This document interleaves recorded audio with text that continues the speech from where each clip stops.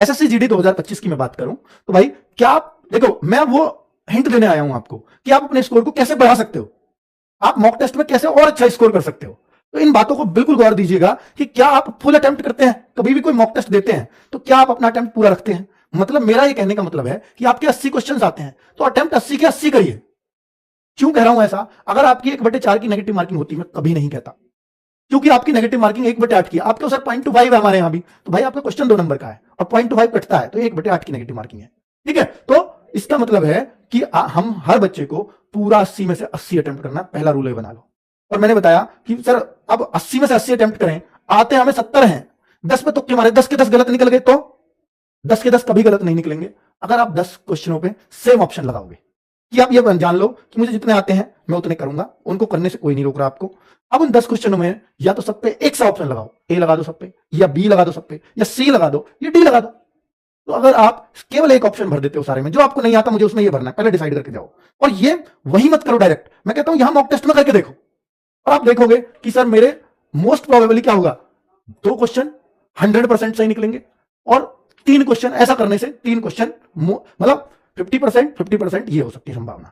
ऐसा कभी बहुत ही खराब किस्मत है तो शायद एक क्वेश्चन पे जाए, वैसे ऐसा नहीं होगा क्योंकि 4 ऑप्शन है तो 1/4 की प्रायिकता रहती ही है हमेशा। तो मैं ये मानता हूं कि भाई आप वर्स्ट सिचुएशन पे भी चले गए 2 क्वेश्चन, तो 2 क्वेश्चन अगर आपके आए तो 4 नंबर आपको मिलेंगे, लेकिन आपके 8 गलत हो गए इस केस में, तो 8 गलत के आपके पता कितना नंबर कटेगा, 8 गलत के आपके कितने नंबर कटेंगे, क्योंकि एक गलत पे 0.25 कटता है, 8 गलत पे 2 नंबर कटेंगे आपके, 4 मिले 2 कट गए, कितने नंबर, 2 नंबर का फिर भी फायदा हुआ। और यही वो 2 नंबर हैं जो आपको बहुत ऊपर ले जा सकते हैं, क्योंकि 0.25 0.5 नंबर में आप लाखों बच्चों को पीछे छोड़ते हैं, लाखों को। ठीक है, तो मैं इसलिए कह रहा हूं कि आप फुल अटेम्प्ट करिए, ये पहला रूल है अगर आपको अपना स्कोर बढ़ाना है तो। भैया छोड़ ही रहे हैं, अगर उनसे हमें कुछ मिल जाए तो बेहतर है। दूसरा, क्या आप मॉक के बाद सेल्फ एनालिसिस करते हैं खुद का। ये कैसे होता है सर, जब भी आपका मॉक हो तो बहुत सारे बच्चे ये सोच लेते हैं जो गलत हुआ गलत हुआ, जो सही हुआ सही हुआ, कितना स्कोर है संतुष्ट हो गए, बहुत है। कभी मत सोचो ऐसे, आप देखो कि मेरा कौन कौन सा प्रश्न गलत हुआ है। आप ये मानते होंगे जरूर कि मेरा रीजनिंग बहुत स्ट्रांग है, या मेरा हिंदी बहुत स्ट्रांग है, मेरा मैथ बहुत स्ट्रांग है, जीएस को भी कोई लोग कहते होंगे, तो आप ये एक्सपेक्ट कर रहे होंगे मैं इतना तो करूंगा ही सब्जेक्ट में। तो आप फिर ये देखो कि जो आपका स्ट्रांग सब्जेक्ट है, स्ट्रांग का मतलब होगा कि 19 या 20 पूरे मार्क्स मेरे, वो स्ट्रांग आप कहिए कि या तो आपका 18 स्कोर आता हो, या 19 आता हो, या 20 आता हो। अगर आपके स्ट्रांग सब्जेक्ट में भी आपके 17 या उससे कम स्कोर आता है तो मैं कहूंगा आप नुकसान में है, इसको बढ़ाइए। तो 17 से आप ऐसी कट ऑफ जाती हो, उनमें सिलेक्शन लेना मुश्किल होगा, और 17 करने लायक पेपर आता भी नहीं है। अगर आपका स्ट्रांग सब्जेक्ट है तो आप 19 से 20 ही करने चाहिए। ठीक है, तो मैं आपसे कहूंगा कि आप उन गलतियों को आप देखो कि जो आप ये मानते थे कि मैं रीजनिंग में तो 19-20 ही करूंगा, तो मेरे रीजनिंग में 17 क्यों हुए, ये 16 ही हुए हैं, तो मेरी गलतियां कहां कहां हुई हैं।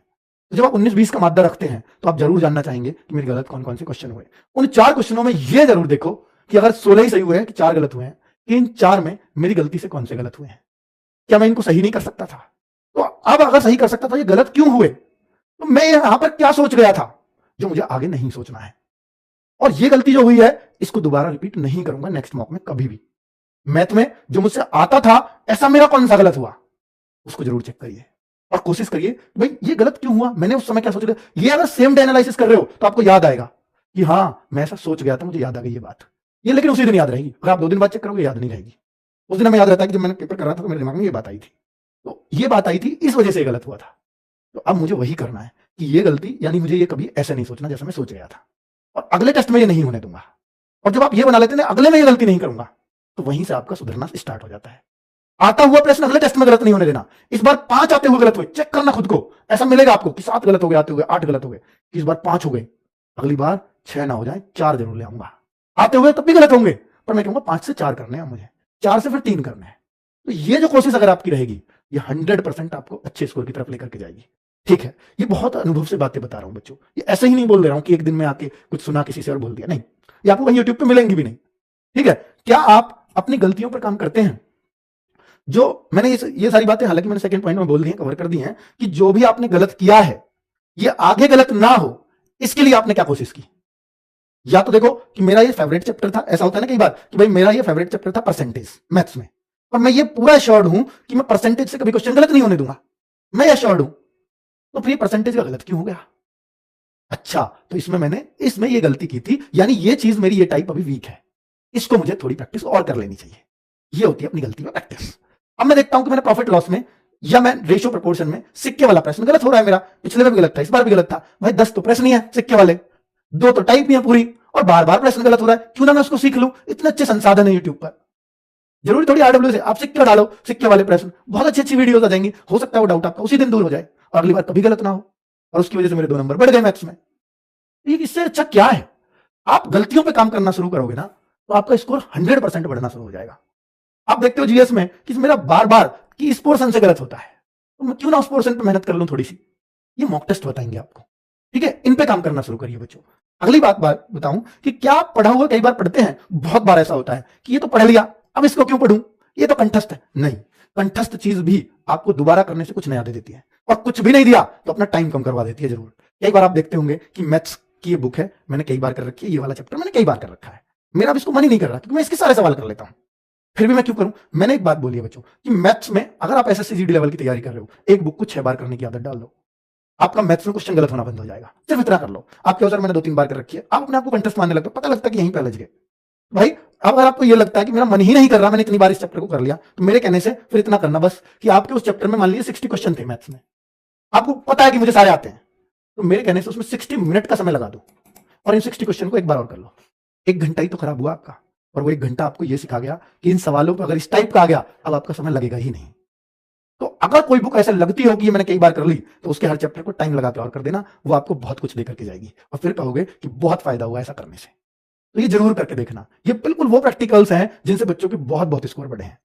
रीजनिंग में ये चीज कर सकते हो कि मुझे ये चैप्टर पूरा आता है, तो भाई आप इसके 50 क्वेश्चन 50 मिनट लगा दो ना, बस 50 ही मिनट तो जाएंगे, चैप्टर खत्म हो जाएगा। मैथ्स में टोटली 14-15 चैप्टर हैं, 14-15 घंटे में पूरी बुक हो जाएगी। 1 घंटे का चैप्टर, 100 क्वेश्चन है तो 100 मिनट करके तो देखो। और जो फिर आपको ये लगेगा कि हाँ ये क्वेश्चन मैं कर तो लेता हूं पर इस पर सोचना पड़ता है मुझे भी।